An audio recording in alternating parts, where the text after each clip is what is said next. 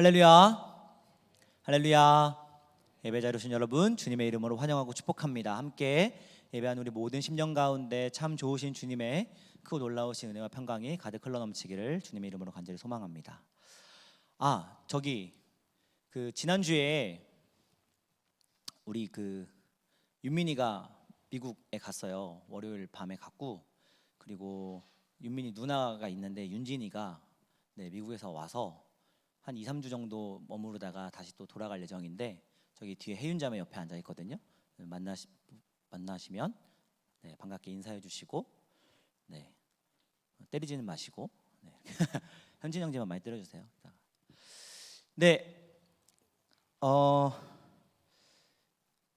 지난주가 우리 썸머 일치였죠.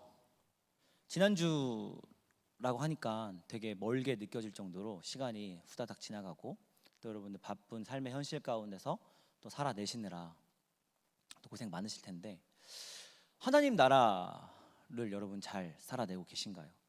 이미 우리 안에 임한 하나님 나라? 잊으신 건 아니겠죠? 잊으셔도 돼요. 잊으셔도 또 할 거니까. 또 할 거니까. 또 그리고 우리가 복습하는 차원에서, 그리고 또 우리 썸에 못 가셨던 분들 또 계시고 하니까 하나님 나라를 다시 한번 생각해 보면, 기본적으로 하나님의 나라는 뭐죠? 하나님이 다스리시는, 하나님이 통치하시는 것을 기반으로 해요. 하나님의 나라는 하나님이 다스리시는 나라, 하나님이 통치하시는 나라, 이게 이제 하나님 나라다라고 하는 것이 이제 기본 개념인데요. 예수님께서 공생의 기간 동안에 끊임없이 하셨던 말씀이 바로 하나님 나라에 대한 말씀이었다라고 하는 것이죠. 그리고 예수님이 주의 복음을 전하시고 또 하나님 나라에 대해서 말씀하실 때는, 그때는 신약이 없었다, 그렇죠? 신약은 그 이후에 기록된 이제 제자들과 사도들의 삶의 기록들이고, 예수의 사람, 그리스도인들이 이제 그 예수의 정신을 가지고 어떻게 살아가는가 하는 것에 대한 기록이 신약 성경이잖아요. 근데 예수님께서는 신약 성경이 없었던 때부터 이미 하나님의 나라에 대해서 이야기를 하고 계셨다. 그러면 그 근거는 무엇이냐?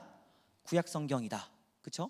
그러면 구약 성경에 이미 하나님의 나라에 대한 내용들이 기록이 되어 있고, 그리고 예수님께서 공생의 기간 내내 외치시고 선포하시고 부르시고 말씀하셨던 모든 내용들이 다 하나님 나라에 관한 내용이었다라고 하는 것이고, 또 십자가에 달려 돌아가셨다가 부활하셔서 제자들과 40일 동안 함께하고 이렇게 지내시면서 하셨던 모든 말씀이 다 하나님 나라의 말씀이었다, 하나님 나라 이야기였다.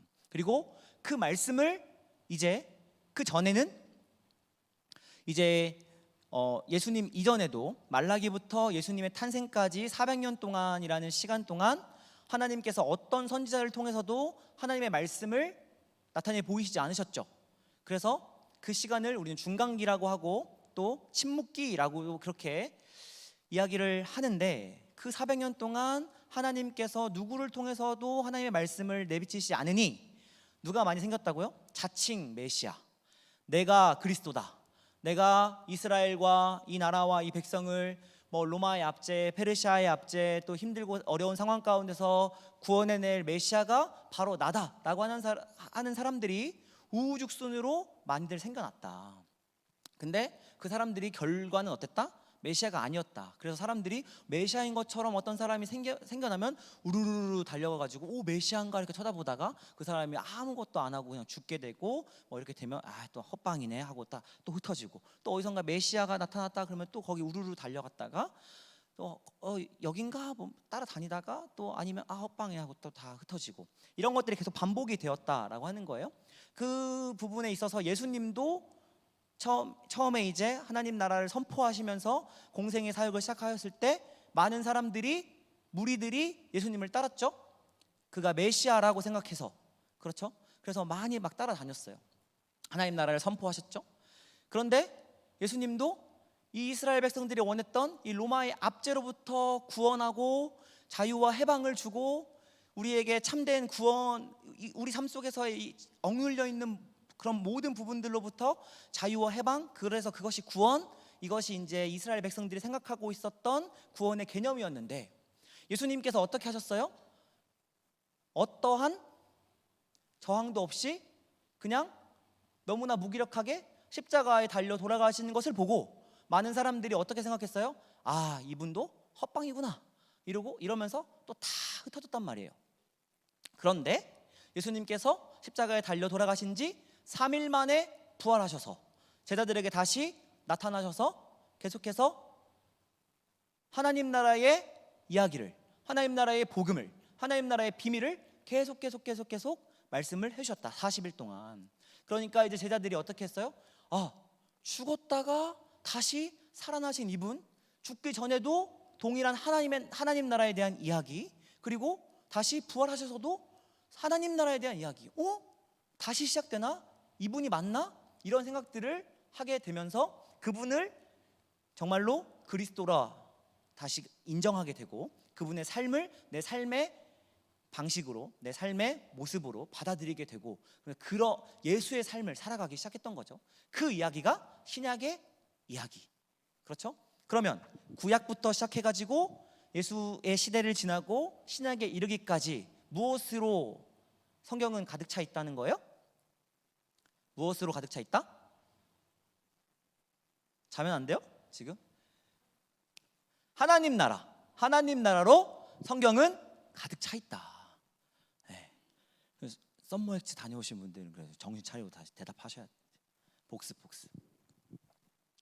하나님 나라로 가득 차 있는 이 이야기를 성경에 가득 차 있다. 그리고 예수님께서 부활하셔서 다시금 하나님 나라에 대해서 말씀하시니 이제 제자들이 어떻게 이야기해요? 사도행전 1장 6절에 하나님 나라가 임할 때, 구원이 임할 때가 이때입니까? 뭐 이제 이렇게 물어봐요. 그러니까 사도행전 1장 7절에 뭐라고 말씀하세요? 예수님께서 때와 시기에 관하여서 네가 알 바가 아니다. 이렇게 말씀하시면서 오직 성령이 너희에게 임하시면 너희가 권능을 받고 예루살렘과 온 유대와 사마리아와 땅 끝까지 이르러 내 증인이 되리라. 이렇게 말씀해 주시죠.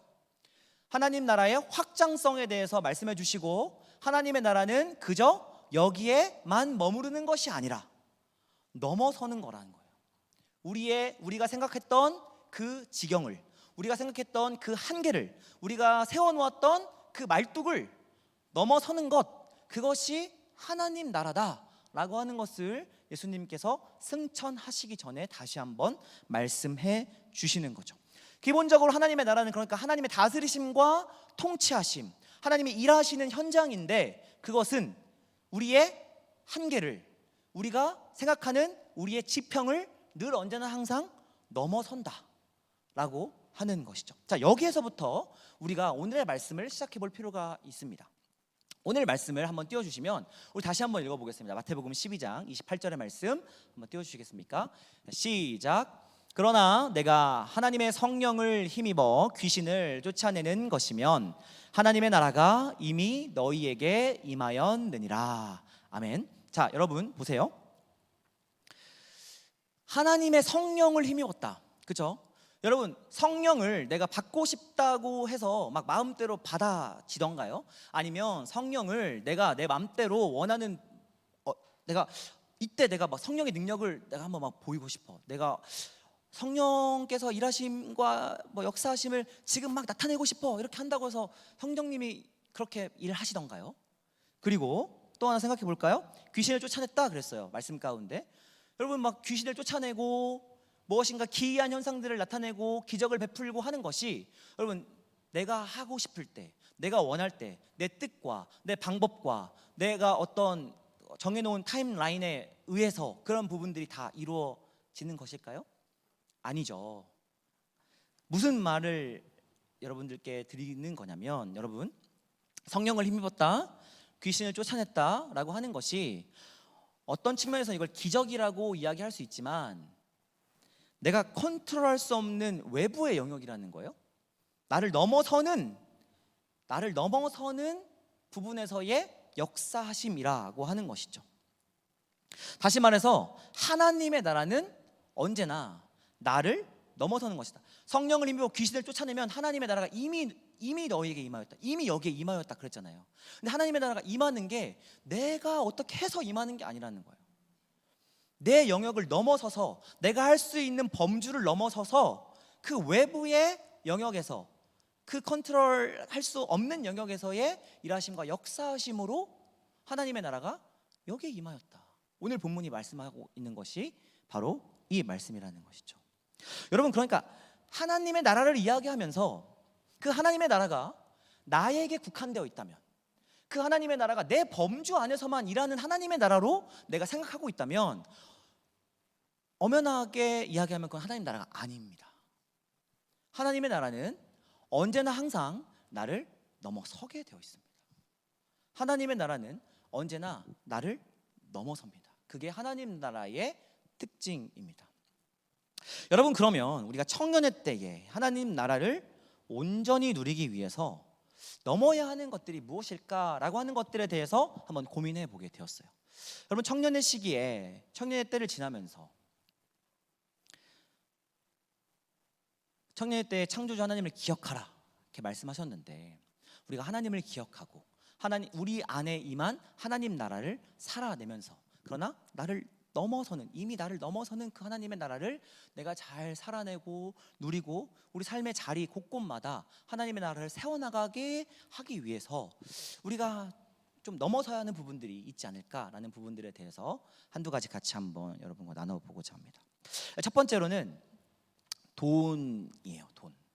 머니 해도 머니가 제일 중요한데, 돈.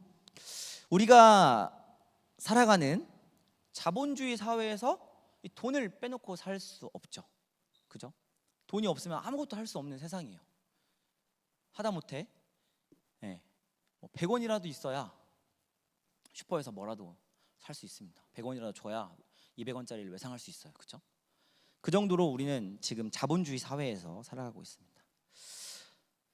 이 돈이라는 것은 어쩌면 우리를 살게 하는 어떤 원동력이고 힘일 수 있어요. 직장 다니시는 분들, 너무너무 힘들고 직장 막 관두고 싶고 이제 때려치고 싶다 이런 생각이 들지만, 왜 못 그만둬요? 다음 달에 카드 값이 나가야 되잖아요. 그렇죠? 빚지면서 살아가잖아요. 그렇죠? 카드 계속 긁으면서 열받아요. 막 들이받고 싶고 그만두고 싶고 하지만 다음 달을 생각하면 꼭 참는 거예요. 그렇죠? 그렇게 우리가 열심히 일할 수 있는 근거가 되기도 해요. 때로는 돈이라는 게. 성경에서도 보면 돈을 긍정적으로 그리고 부정적으로 다 이렇게 묘사하고 표현하고 있어요. 긍정적인 거는 뭐가 있을까요? 우리가 과부의 두 렙돈이나 아니면은 뭐 성전과 관련되어 있는 부분에서 예수님의 말씀들 이런 것들을 이렇게 생각해 보면, 고아와 과부와 또 가난한 자와 또 소외된 자와 억눌린 자와 이런 사람들, 그죠? 이런 사람들을 돕고 그런 사람들의 삶의 형편들을 좀 어떻게든지 지원해 주기 위해서는 어쩔 수 없이 돈이 필요하죠. 예전에는 물물교환이 됐었는데 지금은 이제 그런 시대가 아니니까 돈으로 우리가 필요한 거를 살 수밖에 없으니, 그런 어려운 사람들을 돕는데 필요한 재원으로서 돈이 긍정적으로 성경에서도 묘사되고 사용되고 있다라고 하는 것입니다. 근데 부정적인 경우도 또 있어요. 언제가 부정적이냐? 생각해 보면 돈이 곧 내가 될 때가 있어요. 뭐냐면 이런 거죠. 우리가 자동차, 그죠? 아니면 액세서리, 아니면 가방, 지갑, 벨트, 여러 옷, 명품, 이런 거 있죠. 이제 그런 거가 사실은 그냥 내 삶을 돕기 위해 있는 건데, 어떻게 보면. 근데 그거 자체가 나를 나타내고 드러내는 수단인 거예요. 그래서 요즘에 카푸어라는 말도 있고, 차는 진짜 좋은 거 타고 다니면서 이제 막 집은 이렇게 그래서 차에서 자는 사람도 있고 그런 사람도 있다고 하잖아요. 실제로 뉴스나 신문이나 다큐멘터리에서도 그런 부분들을 좀 봤었던 것 같아요. 그러니까 그런 것들을 통해서 우리의 어떤 남자들은 특히나 차 운전할 때 막 빵빵빵빵 많이 하고 또 뭐 여러분 백화점이나 막 이런 데 갔을 때 뭐 막 계속 저는 계속 지하로 내려가라고 하더라고요. 막 그 안내해 주시는 분이 더 지하로 인사하면서 막 지하로 계속 보내 막 지하 6층까지 내려가고 막 그러는데 어떤 차들은 지하 1층, 2층에서 막 이렇게 내리면 막 운전해 주고 막 그런단 말이에요. 그런 거 볼 때 이제 상대적 박탈감을 느끼기도 하지만 차가 뭐 굴러가기만 하면 됐지 뭐 이런 생각을 하고는 있지만 그래도 뭐 안 부럽다 그러면 거짓말이겠죠. 예. 그런데 이제 그런 것으로 나를 나타내는 거죠. 벤츠 타고 다니고 BMW 타고 다니고 뭐 요즘에 또 뭐 벤츠 BMW 요즘에 또 그냥 이렇게 디폴트더라고요. 또 더 좋은 차가 뭐가 있을까요? 뭐 그런 람보르기니 같은 거, 뭐 이런 거 이제 정도 타야지 조금 산다 뭐 이렇게 이야기하더라고요.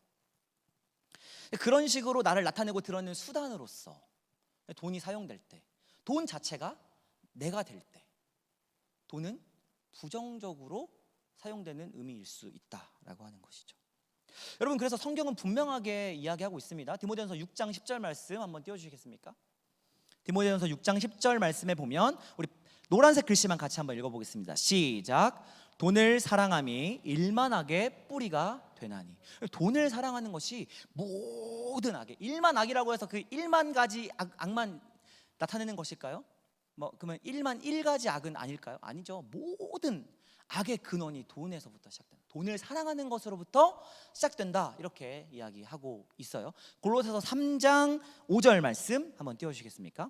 자, 노란색만 읽어보겠습니다. 시작. 탐심은 우상 숭배니라. 탐심이 우상 숭배래요. 무엇인가를 더 가지려고 하는 마음, 내 필요가 충분히 채워졌음에도 불구하고 그것을 넘어서서 밥 3끼 먹고 필요한 옷 입고 내가 일상생활 하는데 필요한 정도의 수준의 이상의 것을 더 얻으려고 하는 이 모든 욕심이 다 우상 숭배다라고 성경은 이야기하고 있어요. 왜 그럴까요, 여러분? 정말로 우리 청년들 가운데서는 오늘 알바를 꼭 해야 내일을 살아갈 수 있는 청년들도 있습니다. 오늘을 살아내야만 내일이 보장되는 청년들도 있어요. 그렇게 어려운 삶을 살아가고 있는 여러 많은 청년들도 있지만 또 때로는 우리의 이미 피로를 넘어섰음에도 불구하고 그것을 쫓아가느라 우리의 마음의 중심에 하나님이 계셔야 되는데 거기에 탐심이, 욕심이, 다른 것들로 채워지기를 원하는 욕망과 갈망이 자리하고 있어서 그것이 우상이 되어버려서 그래서 탐심이 곧 우상 숭배가 되는 거예요. 하나님께서 우리에게 맡겨주신 귀한 재물들과 또 우리에게 맡겨주신 어떤 부분들이 어떻게 하면 이것을 선용하고 어떻게 하면 잘 흘려보내고 어떻게 하면 이것이 꼭 필요한 사람들에게 전달될까에 대해서 고민하면서 살아가는 것이 아니라 나를 만족시키고 내 배를 불리게 하고 또 뭔가 안정된 삶을 너무너무 중요하죠. 근데 그 안정을 넘어서는 그거 무엇인가를 얻어내려고 하는 그 삶의 자리들을 발걸음들을 쫓아가다 보면 그 하나님이 있어야 될 자리에 그 욕심이 들어오게 된다는 거죠. 우리 스스로 한번 우리가 한번 고민해보고 살펴보아야 됩니다.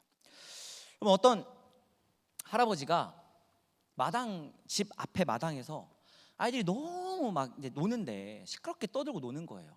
할아버지는 조용하게 좀 앉아서 차도 좀 마시고 조용하게 좀 책도 좀 앉아서 좀 보고 싶고 조용하게 좀 명상도 좀 하고 싶고 그러는데 그 마당 앞에서 아이들이 막 떠들고 막 장난치고 막 하니까 얘네들 어떻게 하면 좋을까? 야 저기 가서 놀아 해도 말 안 듣고 하니까 할아버지가 이제 꾀를 내었어요. 그래서 이제 그 할아버지 마당 집 앞에서 오는 아이들한테 아유 너희들 재밌게 노는구나 즐겁게 놀아라 그러면서 10,000원씩을 줬어요. 재밌게 놀아 10,000원씩을 막 줬어요. 그리고 또 이제 며칠 지난 다음에 또 아이들이 막 와서 놀길래 아유 그래 재밌게 노는구나 하면서 또 10,000원씩을 또 줬어요. 여기 할아버지 집 가면 10,000원을 주네. 막 애들이 막 더 몰려오는 거예요. 아유 오늘 좀 많이 왔네 이러면서 5,000원을 줬어요. 얘들아 재밌게 놀아 아이스크림 사 먹고 과자 사 먹고 친구들이랑 재밌게 싸우지 말고 하면서 5,000원씩을 막 줬어요. 그러다가 또 이제 좀 시간이 더 지나고 나서 이제 또 아이들이 막 놀길래 2,000원씩을 넣어줬어요. 이제 2,000원으로 줄인 거예요. 얘들아 맛있는 거 사 먹어. 요즘에 이제 2,000원 사실 사 먹을 게 없죠. 아이스크림 하나 가고 막 1,000원, 1,500원 막 이러니까 그냥 맛있는 거 사 먹어 막 이렇게 하니까 그래도 이제 그때까지는 괜찮았어요. 근데 이제 좀 시간이 지나고 나서 이제 아이들이 막 놀고 있으니까 얘들아 맛있는 거 사 먹으면 1,000원씩을 줬어요. 그러니까 아이들이 할아버지 우리가 지금 여기서 오늘 1,000원 가지고 뭘 어떻게 하라는 거예요. 1,000원 가지고 사 먹을 거 아무것도 없는데 야 안 되겠다 우리 다른 데 가서 놀자 이러면서 다 다른 데로 가서 이제 놀았다는 유명한 예화가 아시나요 여러분? 지어낸 이야기예요.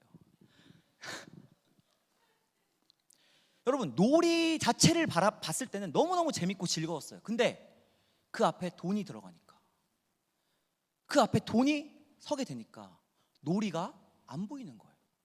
우리를 하나 되게 하고 즐겁게 하고 이랬던 놀이들은 다 사라져 버리고 돈이 들어가니까 1,000원 줘 1,000원 갖고 이렇게 되어 버리게 되었다라는 거죠. 그냥 놀 땐 재밌었는데 놀이가 안 보이고 돈이 보이니 놀이가 의미가 없어지게 되었다라는 것입니다. 여러분 우리는 얼마나 돈에 대해서 자유한가요? 우리는 얼마만큼 하나님이 주신 그 재물에 있어서 그 필요에 있어서 우리가 어느 정도 분명한 선과 한계를 딱 그어놓고 이만하면 됐습니다 하나님 이렇게 생각하면서 살아가고 있나요? 여러분 혹시나 우리는 돈을 위해서 오늘도 우리를 하나님의 나라로 초청하고 계시는 그 예수님의 초청장을 못 본 척하고 지나가고 있는 것은 아닌지 한번 곰곰하게 우리 생각해 보아야 될 필요가 있다라는 것입니다. 여러분 마태복음 22장 2절부터 14절까지의 말씀을 같이 한번 교독해 보겠습니다. 제가 먼저 2절 말씀을 읽습니다. 천국은 마치 자기 아들을 위하여 혼인 잔치를 베푼 어떤 임금과 같으니 그 종들을 보내어 그 청한 사람들을 혼인 잔치에 오라 하였더니 오기를 싫어하거늘 다시 다른 종들을 보내며 이르되 청한 사람들에게 이르기를 내가 오찬을 준비하되 나의 소와 살찐 짐승을 잡고 모든 것을 갖추었으니 혼인 잔치에 오소서 하라 하였더니 그들이 돌아보지도 않고 한 사람은 자기 밭으로 한 사람은 자기 사업하러 가고 그 남은 자들은 종들을 잡아 모욕하고 죽이니 임금이 노하여 군대를 보내어 그 살인한 자들을 진멸하고 그 동네를 불사르고 이에 종들에게 이르되 혼인잔치는 준비되었으나 청한 사람들은 합당하지 아니하니 내 거리 길에 가서 사람을 만나는 대로 혼인잔치에 청하여 오라. 종들이 길에 나가 악한 자나 선한 자나 만나는 대로 모두 데려오니 혼인잔치에 손님들이 가득한지라. 임금이 손님들을 보러 들어올세 거기서 예복을 입지 않은 한 사람을 보고 이르되 친구여 어찌하여 예복을 입지 않고 여기에 들어왔느냐 하니 그가 아무 말도 못하거늘 임금이 사환들에게 말하되 그 손발을 묶어 바깥 어두운 데에 내던지라 거기서 슬피 울며 이를 갈게 되리라 하니라. 14절 같이 읽겠습니다. 청함을 받은 자는 많되 택함을 입은 자는 적으니라. 아멘. 마태복음 22장과 누가복음 14장에 나오는 예수님의 혼인잔치 초대 비유입니다. 예수님께서 이제 사람들을 초청하시는 거예요. 혼인잔치에 이 주인이 왕이. 근데 왜 못 온대요? 사업도 해야 되고요, 밭도 갈아야 되고요, 또 장가도 들어야 되고요, 뭐 소 결이 뭐 해야 되고 누가복음에 보면은 뭐 장가 들어야 된다 뭐 이런 이야기도 나와요. 그러니까 됐어 다른 사람들 다 데리고 그리고 다른 사람들로 초대받은 사람들 말고 초대받지 않았던 다른 사람들로 그 혼인잔치가 꽉 차여진 거예요. 14절 말씀 다시 한 번만 띄워주시겠어요? 볼드돼 있는 거 14절 말씀. 네. 14절 말씀에 보면 청함을 받은 자는 많되 택함을 입은 자는 적으니라. 우리 주님께서는 우리 한 사람 한 사람을 다 혼인잔치에 오라고 청하고 계시는데 거기에 택함 받은 사람은 얼마 안 된다라는 거예요. 우리의 모습은 어떠하냐는 거죠. 우리 주님께서는 하나님 나라를 향하여 우리를 한 사람 한 사람을 부르시고 초대하고 계세요. 우리는 정말 거기에 응할 준비가 되어 있는가? 우리는 그 돈으로부터 정말 자유로운 것인가? 우리 삶의 자리에서 진지하게 한번 고민해 볼 필요가 있습니다. 두 번째는 여러분, 나의 신념이나 믿음이나 고집 뭐 이런 부분들입니다. 여러분, 신앙생활은 하나님 나라를 향한 여정입니다. 그렇죠? 자, 그렇다면 하나님 나라는 언제나 나를 넘어서는 것이라 하였죠. 그리고 우리의 신앙생활은 하나님 나라를 향한 여정이다 말씀드렸어요. 그러면 신앙생활은 뭐가 되는 거예요? 날마다 나를 넘어서는 여정, 날마다 나를 넘어서는 과정이라는 거예요. 그런데 여러분, 정말 여러분들은 여러분들의 삶의 자리에서 여러분들을 넘어서고 있습니까? 그림을 한번 띄워주시죠. 네, 제가 막 그린 거예요. 이거 그냥 패드로. 믿음이 있어요. 그리고 신앙이 있고 신학이 있어요. 믿음, 그 상위 개념이 신앙, 그리고 그 위에 상위 개념이 신학, 이렇게 있다는 거예요. 저희 막내 처남이 지금 신대원에 다녀요. 그래서 지금 교육 전도사님을 하고 있어요. 근데 우리 막내 처남에게 제가 열심히 공부해라, 신대원 다닐 때 열심히 공부해라, 이제 이런 이야기를 이제 많이 이야기하고, 또 그 친구가 신학부를 전공했어요. 그러니까 학교를 신학을 또 전공했으니까 신대원에 가도 어쨌든 배우는 게 좀 비슷하거나 겹치는 게 있을 거 아니에요. 그러니까 뭐 나 이거 아는 거, 아니면 원래 내가 알고 있었던 거 또 이야기하네, 뭐 이렇게 하면서 넘어갈 때가 있을 수 있잖아요. 그래서 그러지 말아라. 아예 처음부터 다시 시작한다고 생각하고 공부해야 그나마 할 수 있다, 뭐 이제 이런 이야기를 제가 이제 우리 처남한테 종종 이렇게 이야기를 하는데요. 여러분, 우리도, 그러니까 우리가 하나님의 말씀을 배워가고 알아가고 또 그 말씀을 살아내는 이유와 목적은 결코 우리의 어떤 개인의 안녕에 있지 않아요. 우리의 유익을 위해서 하나님의 나라, 하나님 말씀을 배우고 또 하나님 말씀을 알아가고 하나님 말씀을 살아내고 한다는 게 아니라는 거예요. 믿음이 있고 그것의 상위 개념으로 신앙이 있고 그것의 상위 개념으로 신학이 있으면 우리의 신앙과 신학은 언제나 우리의 믿음을 넘어서야 되는 것이에요. 우리의 신앙과 우리의 신학이 믿음에 소급되면 안 돼요. 우리가 가지고 있는 그 믿음, 이 믿음에 국한되어 가지고 모든 우리의 신앙을 믿음으로 소급시켜요. 그 신앙을 넘어서서 우리가 배운 성경 공부라든지 여러 가지 또 교회에서 배운 많은 내용들을 우리가 가지고 있는 그 신념이나 믿음이나 어떤 그런 부분들에 소급시켜 버려요. 모든 말씀이 다 그냥 그렇게 연결되어 버려요. 그러면 안 된다. 왜냐? 우리가 하나님의 말씀을 알아가고 배우고 또 하나님의 나라를 살아내는 이유와 목적은 하나님을 아는 것이 목적이기 때문에 그래요. 그러니까 나를 중심으로 해서 하나님이 나한테 맞춰준다가 아니라 내가 하나님을 향하여 나아가는 걸음이 신앙의 걸음이라는 거죠. 하나님을 아는 지식, 이것이 우리가 나아가야 될 방향, 신앙의 방향이라는 거예요. 하나님께서 성경을 우리에게 주신 이유도 이와 같습니다. 결코 하나님께서는 참고서나 자기계발서로 성경을 우리에게 주시지 않았어요. 그러므로 우리의 모든 성경 읽기나 우리 성경을 알아가고 배워가고 또 그 하나님의 말씀을 살아내는 모든 과정은 나를 넘어서야만 그 본래의 목적에 이를 수 있게 된다. 호세아 4장 6절 말씀 같이 한번 읽어보겠습니다. 노란색만 읽죠. 시작. 내 백성이 지식이 없으므로 망하는도다. 새 번역 성경에 보면 이 말씀이 이렇게 기록되어 있습니다. 내 백성은 나를 알지 못하여 망한다. 왜 내 백성이 왜 망해요? 하나님을 알지 못해 망한대요. 우리가 여전히 하나님의 말씀을 많이 들어요. 하나님의 말씀을 가까이 해요. 얼마나 설교의 홍수 속에 살아가고 있습니까? 내가 좋아하는 목사님 딱 치기만 하면 정말 권별로, 절별로, 장별로 말씀이 다 나와 있어요. 요즘 우리 그런 시대를 살아가고 있습니다. 설교가 부족해서가 아닙니다.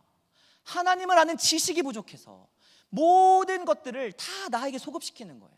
그냥 내 믿음과 내 신앙과 내 신념과 내가 가지고 있었던, 내가 알고 있었던 기존의 그 가치 체계 안에 믿음을, 신앙을, 또 신학을, 모든 것들을 다 소급해 버리는 경우들이 우리에게 많이 있다. 예레미야 9장 24절 말씀 한번 띄워주시죠. 자랑하는 자는 이것으로 자랑할지니 곧 명철하여 나를 아는 것과 나 여호와는 사랑과 정의와 공의를 땅에 행하는 자인 줄 깨닫는 것이라. 나는 이 일을 기뻐하노라. 여호와의 말씀이니라. 로마서 12장 2절 말씀, 너희는 이 세대를 본받지 말고 오직 마음을 새롭게 함으로 변화를 받아 하나님의 선하시고 기뻐하시고 온전하신 뜻이 무엇인지 분별하도록 하라. 나를 아는 것, 하나님의 뜻을 분별하는 것, 이것이 뭐예요? 하나님을 아는 지식, 하나님을 향해 나아가는 발걸음, 하나님을 향해 나아가는 여정이다 라고 하는 것이죠. 여러분, 죄악으로 점점 악해져만 가는 이 세상에서 멸망의 위기를 이겨낼 수 있는 유일한 방법은 우리들이 어떤 의미심장한 실천이나 거룩한 행동을 해서가 아닙니다. 가장 기본되고 가장 우리의 중심이 되는 것은 하나님을 바로 아는 지식입니다. 우리를 넘어서서, 때로는 그 말씀이 나를 찌릅니다. 나를 쪼갭니다. 내가 듣고 싶지 않은 말씀을 듣기도 해요. 나한테 하는 이야기인가? 여러분, 모든 말씀은 다 그렇게 들어야 합니다. 그렇게 하나님께서 지금 이 시간 나에게 주시는 말씀으로 들어야 거기에서 하나님의 말씀이 살아있어서 우리의 심령과 골수를 쪼개고, 그래서 우리가 하나님의 사람으로, 하나님의 나라를 향하여 살아갈 수 있는 사람으로 우리를 그렇게 거듭나게 할 수 있다라고 하는 것이죠. 여러분, 그러므로 우리가 항상 성경을 읽을 때에, 우리 하나님의 말씀을 알아갈 때에, 배워갈 때에, 하나님의 말씀을 묵상하고 하나님의 말씀을 우리 삶 가운데 살아낼 때에 우리는 어떤 자세와 태도를 가져야 하는가? 사도행전 17장 11절 말씀 우리 같이 한번 읽어보겠습니다. 시작. 베레아에 있는 사람들은 데살로니가에 있는 사람들보다 더 너그러워 간절한 마음으로 말씀을 받고 이것이 그러한가 하여 날마다 성경을 상고함으로.